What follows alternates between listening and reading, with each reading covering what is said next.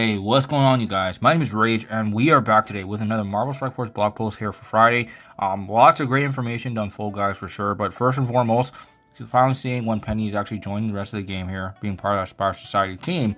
But as well, details on how Escape from Kyln is actually going to be now detailed for us to battle through it. So, as per usual, we want to start things off with the battle plan for the week. As you can see, we're going to be starting things off with a Dark Beast Blitz. We also have the Golden Hour raid event here with Spire Society, so getting points there. This is also going to be tying back to the monthly event. We also have this Peace and Love web milestone, spending on shiny coins, and the Rise of the Planet Alliance milestone, which is raiding and collecting ally supply fragments. Now, having said that, guys, you can see here the battle pass featuring Red Goblin and Iron Patriot are also joining, so it's going to be a great opportunity to take advantage. Shortly afterwards, actually just in a few days, this is going to be the start of Escape from Kyln, so we're going to be seeing that detailed below, guys. But I also want to point out the huge potential trap that we're going to be seeing, especially from a gear resource standpoint, now that the details are disclosed to us, guys. And then finally, we do have a Blitz with Invaders, pretty standard as usual. And then finally, the addition here of Iron Patriot and Leader to bump, so giving us another opportunity here, obviously, to get more shards of them. So that's amazing to see in terms of the farmability for the gameplay. So guys, Penny Parker, yeah, joining April 26th. This is going to be our first chance to finally get the last and final member of the Spire Society team. It remains to be seen how she's going to get unlocked though, but it does look like the details are here. As you can see, we have some additional power cores. In addition to that, it does look like here officially too, there is going to be some more details coming, but not just yet in terms of how her unlock is actually coming into the game. I suspect likely it's going to be the monthly event that we typically have seen in the past. Can you escape from Kyln here? So this is the final details, guys.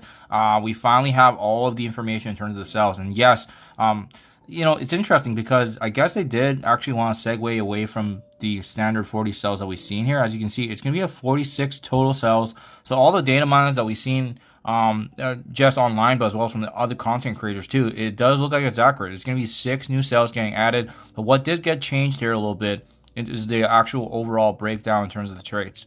So good news is that I think previously before it was players level 65 and above that can participate. This seemed to have been lowered to level 60, so that's better for just the general community as a whole.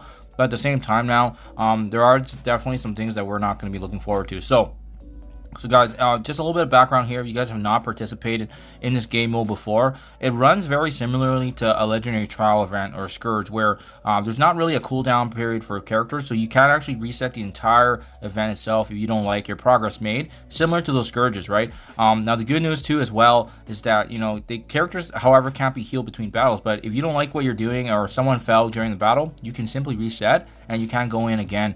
And what's really fun and different about this theory crafting game mode is the fact that we are going to only use 3 characters in a given team, and you're going to have to mix and match the best 3 person team to really push yourself higher and higher into the game modes, as well as the specific cell restrictions that we're going to be seeing below here. So this was detailed below in the previous Kyln event.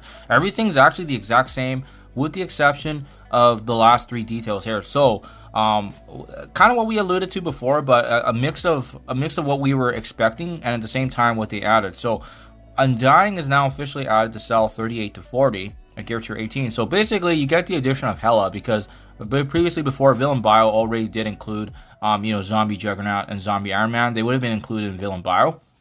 And we do see now Spider-Verse skill is actually at gear tier 18 here for cells 41 to 43. And then finally, we do have cells 44 to 46 being Cabal or Underworld. So in order to complete all of this, really, you got to be asking and reviewing your account and really making that assessment of whether or not you want to build up Spire Society gear tier 18.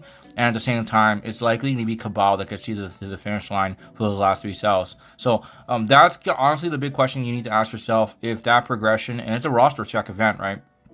Now, what does it for me, guys, and why I'm calling this a big potential trap here is that I'm likely not going to finish all cells because of the ultimately, I always take a look at the rewards, right? So even with the last Kyln event, the 3-star diamond in Gambit was very, very enticing, but was it a moment to make or break my account? Gambit is a very useful character, especially as part of that Extreme X-Men team and having also value in the Unlimited X-Men, but he's not a top 5 team in the game. And now that we actually have the rewards here, as you guys can see, it is actually Gwenom character shards here that's actually going to get rewarded. So you're going to have a very, very powerful Gwenom in terms of the diamonds, right? How much does Gwenom matter in your roster?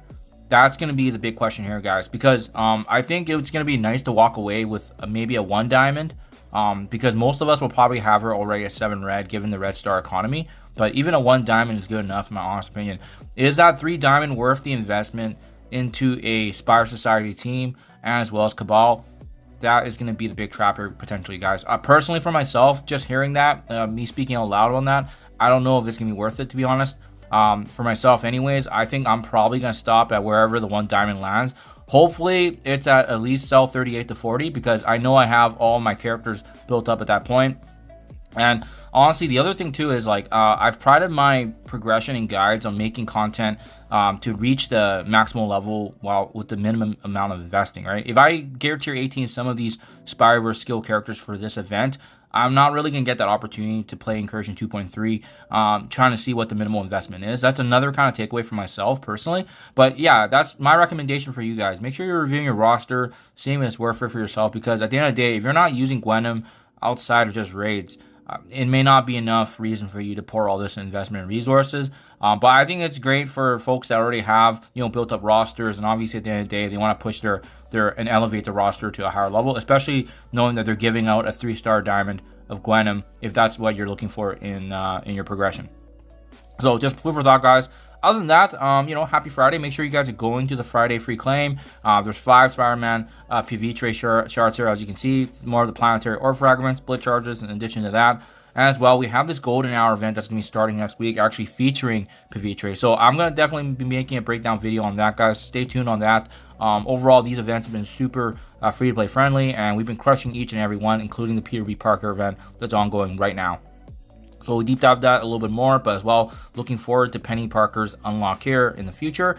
And that's pretty much it, guys. There is a player voice poll here that they've added as well, and I think actually, did they give us the details here?